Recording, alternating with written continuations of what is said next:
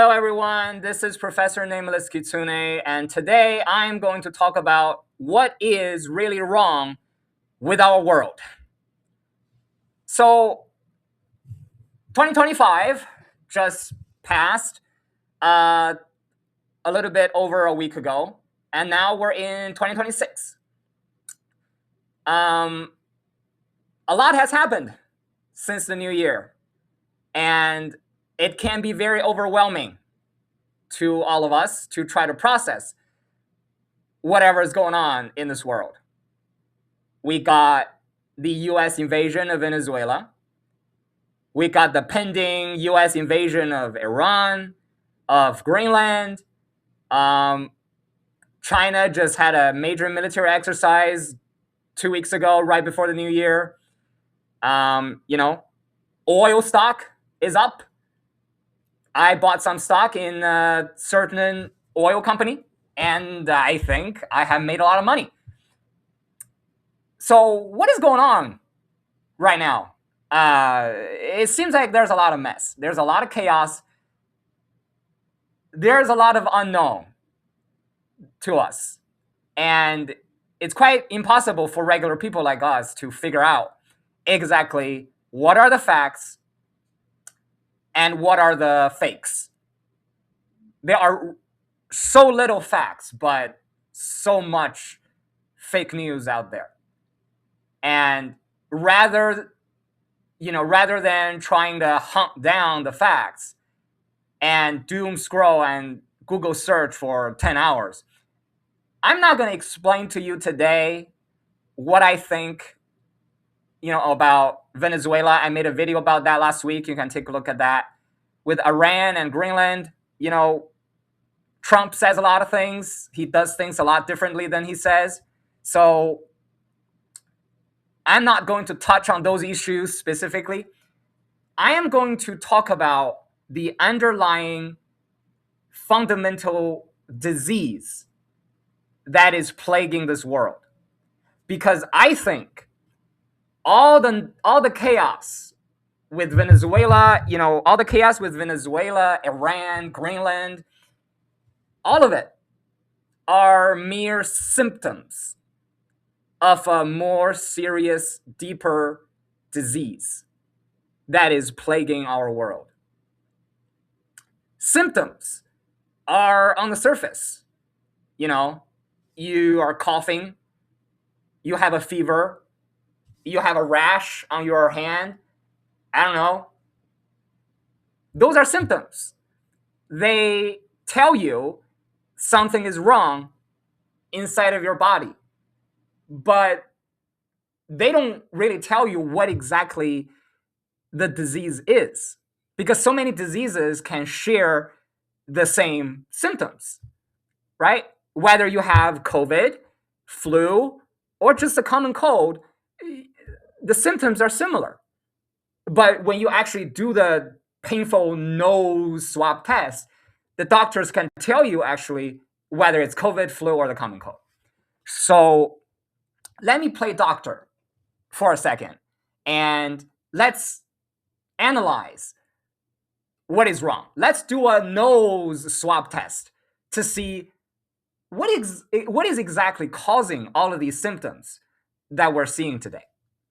Because there are a lot of symptoms: economic symptoms, political symptoms, military symptoms, cultural symptoms. It's all over the place. And we tend to fixate on the symptoms rather than trying to dig deep and find the actual causes. But we need to find the actual causes in order to solve the disease, in order to find a cure for the disease. Otherwise, you're going to be dealing with symptoms all the time, but you're not going to be able to solve it. It's going to be a perpetual suffering for all of us. You, me, them, everyone. We're all going to suffer forever if we do not try to resolve the underlying disease. So let's talk about it. What is exactly causing all of these nasty symptoms that we have to suffer through? So let's begin talking about the specific symptoms that we see in our world today. Since I live in the United States right now, I want to start with America because that's where I live. That's where most of my stuff is. That's where my closest friends and families are. So let's talk about this country. America has a lot of issues. Imagine America is a patient and I'm the doctor. When I look at my patient, America, I see the following things. I see economic struggles for a lot of people, inflation, low wage growth, high rent, high gas prices, high everything prices, high unemployment. I see people struggling to make, to make enough money to buy food. I see cultural issues where people have polar opposite views. And instead of respectfully debating them, like religious issues, cultural issues, instead of respectfully debating them, we hate each other. Because you believe in something different than I do, and I hate you. Whether that's a religion or, some sort of cultural, social belief. There is a lot of them. Like gender issues, sexual orientation, race, ethnicity, nationality, all of them. There are intense disagreement and sometimes even violence regarding those issues where we physically attack people simply because they don't believe in what we believe in, which is very nasty, very, very nasty, very destructive. There are also issues with, other countries in the world. Like I said before, Venezuela, Iran, Greenland, China, Russia, Ukraine. Pretty much, there's conflict all over the place between peoples of different gender, peoples of different race, peoples of different religion, peoples of different political conviction, peoples of different. As long as you're different than I am, I will find a way to dislike you so intensely that it feels like you have hurt me in some deep way, but not really, right? Just because you disagree with me doesn't mean you have hurt me, but people nowadays, they do act like just because you disagree with me, it means you have hurt me personally. Everyone takes things so personally and deeply that, sometimes I'm afraid to say things to people because I don't know what they're going to do to me, what reaction they may have. I don't want to get hurt. I don't want to get into trouble. And that's bad. That is really bad. So all of those are, in my opinion, symptoms, but not the disease. You may think these are the diseases, racism, xenophobia, homophobia, Islamophobia, Christian phobia, xenophobia. You may think all of these are diseases, but they're only symptoms. They're only symptoms. And we think they're diseases because those rich and powerful want us to think they're diseases. They want us to fixate on the symptoms instead of looking for the actual disease. So today, let's forget the rich and powerful for a second, and let's just talk comrades to comrades, friends to friends. What is causing all of these issues, these symptoms? Because there are so many symptoms that you think there are so many separate diseases, right? One symptoms respond to one disease. But that's not the case. No, there aren't any numbers of separate diseases. There's only one. There's one major disease that is behind all of this bundle of messed up symptoms. And that is greed. Greed is the underlying disease that is causing all of these problems. It's greed. It is not a foreign agent. It's not a virus or a bacteria that came from outside of our body. No, greed is a genetic defect that exists within all of us. It's in you. It's in you. It's in me. We all have it. It's not a defect that exists in 1% of the population or 10% of the population. No, this genetic defect is within all of us. All 80 some billion of us human beings. And unfortunately, I have to say, it's not a defect that you can completely cure by taking a pill or taking a shot or a gene therapy or surgery, cutting something open. No, greed is not something you can completely cure. It's similar to the idea of mental health issues, like addiction or like a mental illness.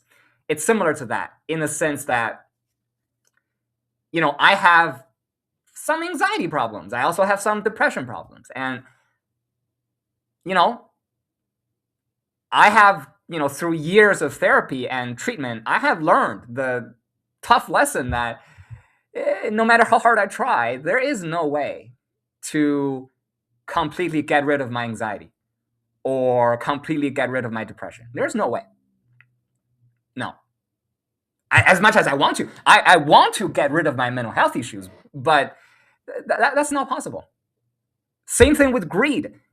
It's such an intertwined part of ourselves that, it's impossible to remove it. But, and this is important, similar with mental health issues, you can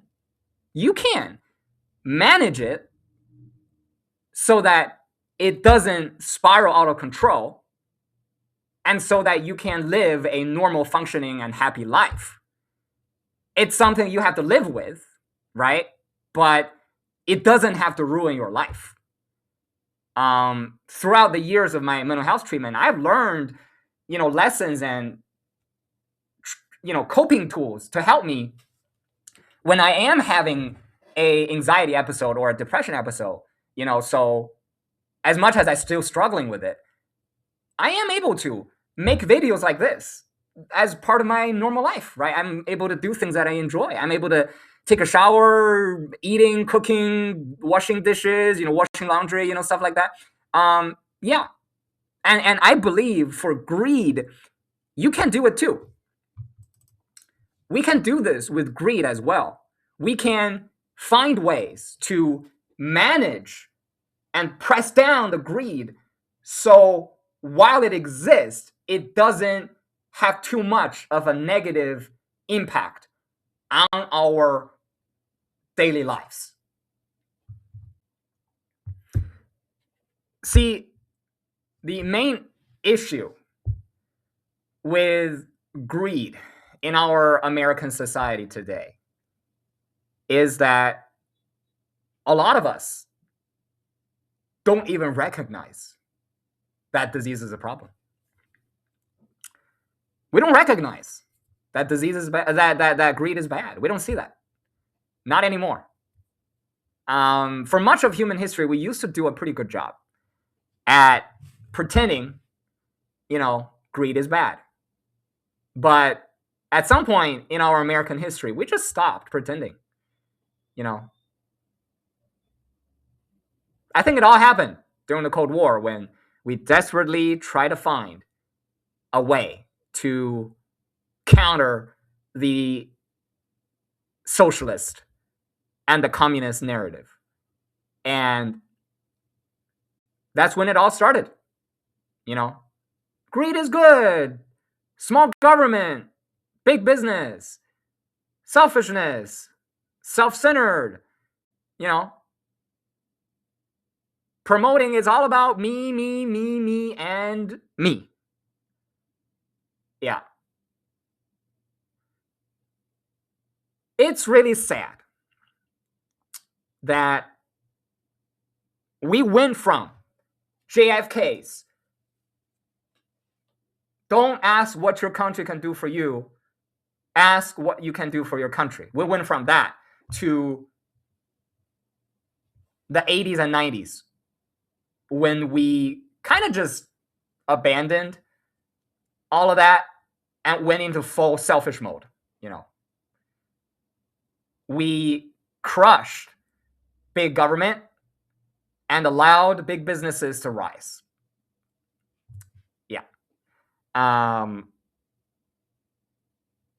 That's when greed really exploded. I mean, there has been explosions of greed before that, of course, but this is sort of the first philosophical change.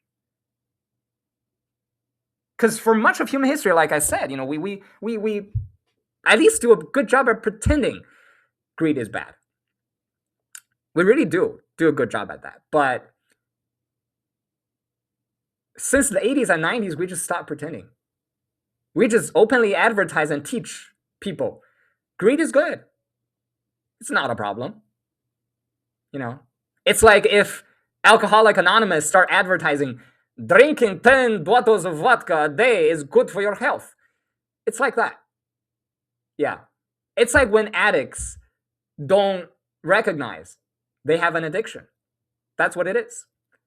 And when you are an addict, but when you don't recognize you are one, you refuse any treatment, because why would you get treated when you don't have the disease? Right? So right now, greed is not checked adequately at all in most of the world. And especially in America, the strongest, biggest capitalist country in the world, we have gone so far down the road of embracing greed, encouraging greed, that we don't really stop to think what is exactly causing all the problems and tragedies that we see in this country, and what problems and tragedies that this country impose on other countries in the world. We don't really stop to think why.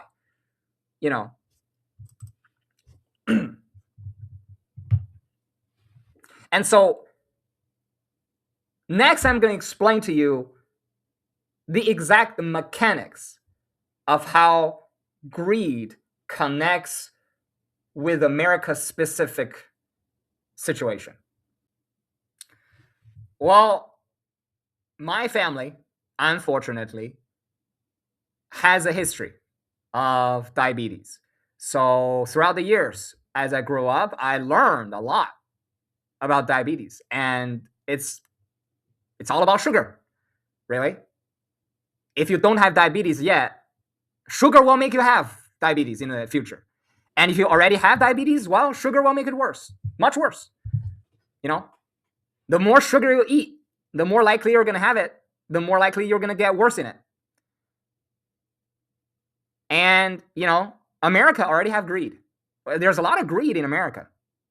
And our sugar is capitalism. It's the sugar that make the diabetes worse.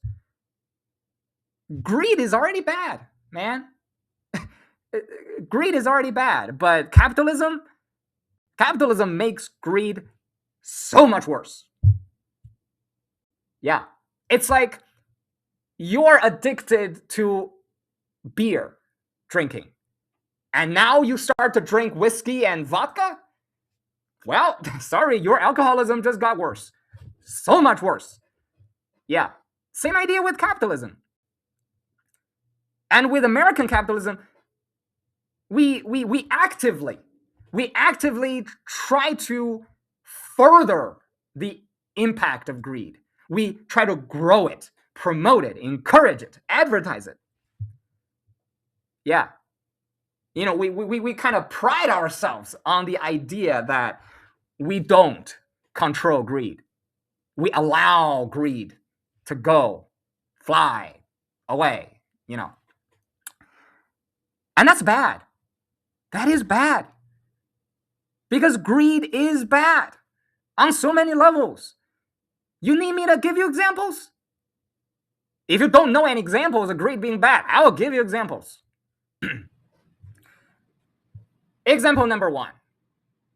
Oil, gas, mining companies create environmental disasters, oil spills, gas leaks, and stuff like that. Because they don't want to spend the money on safety measures and containment equipments and, proper procedures. Health insurance companies, they don't want to pay. They don't want to pay for people's life-saving drugs and surgery, so people die. People die needlessly because they can't afford their drugs and their medicines and their surgeries. Social media companies, they create these algorithms and the way that the websites and apps are designed, so they drag our attention and make us addicted, so we can watch their ads and help them make money. Big Pharma do these inhumane tests for their drugs and their cosmetic products. The military-industrial complex, the weapons manufacturers, prolong wars so they can sell more bullets and cannons and artilleries and whatever. Greed needs to be controlled, managed, suppressed, and treated.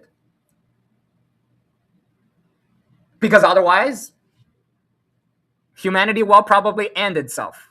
And I don't want that to happen. I want our species to be able to continue living for as long as possible. But greed, if left uncontrolled, will destroy us. We will destroy ourselves. It's not going to be an asteroid or alien invasion or whatever. Humanity is good at destroying itself. And capitalism is the sweet sugar that we're feeding to a diabetic patient. Yeah, it's like, oh, you are a diabetic patient? Here comes the sugar train, it's a full teaspoonful of sugar. Just eat it. That's what it is. That's what we're doing now with capitalism. We're feeding sugar to a diabetic patient. Yeah. We're feeding the fire to the greed train and make it burn even brighter. And it doesn't seem like, especially in America, it doesn't seem like we're slowing down in any fashion or form. So let's go back to the symptoms. All the symptoms that we observe as Americans.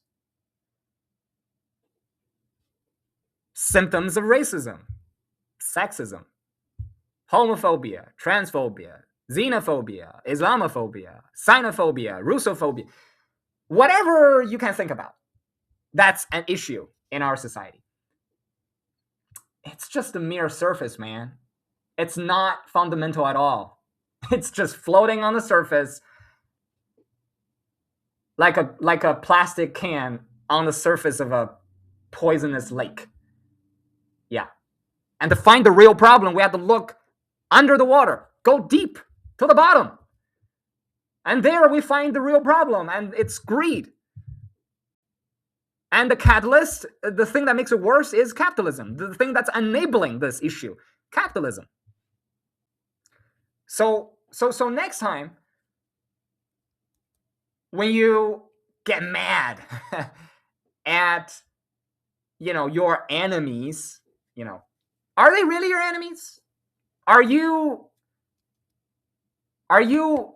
debating the right enemies? Because likely you're not. I think 80% of people in America nowadays don't know who is really responsible for their misery. We're all miserable. But most of us don't really know who is responsible, and they identify the wrong people. So I've talked a lot. I've talked nearly 30 minutes about this, and I'm going to stop. The main lesson that we all need to learn here is what is immediately obvious. What is simple and easy may not always be what is actually the case. And there are a lot of noises, there's a lot of fog that we have to go through to find what is actually going on, to understand the actual basis of the problem that we're facing. And there are people who stand to benefit when we have conflict with each other. There are people who benefit from the American people divided. There are people who benefit from us only looking at the surface and never go down below and look at the real problem. And we need to look beyond the surface and think more than just a few seconds. Because if we just think for a few seconds and then forget about it, we will never distinguish the disease from the symptoms. And we really need to make this country a better place for everyone that live in it. So this has been Professor Nameless Kitsune talking about symptoms, talking about greed and capitalism. Hopefully this made sense to you. And if it does, leave a like, comment, and subscribe so more people can hear what I have to say, so that they can hear what I have to teach. Have a nice day, and I will see you next time.